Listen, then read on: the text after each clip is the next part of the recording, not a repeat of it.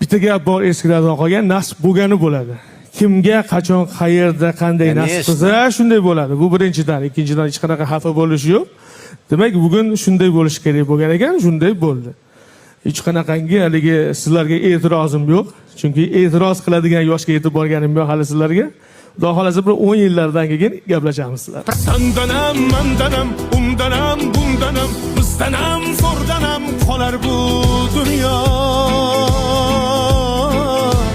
Kamdanam, ko'pdanam, kengdanam, tordanam, yo'qdanam, bordanam qidirma xato.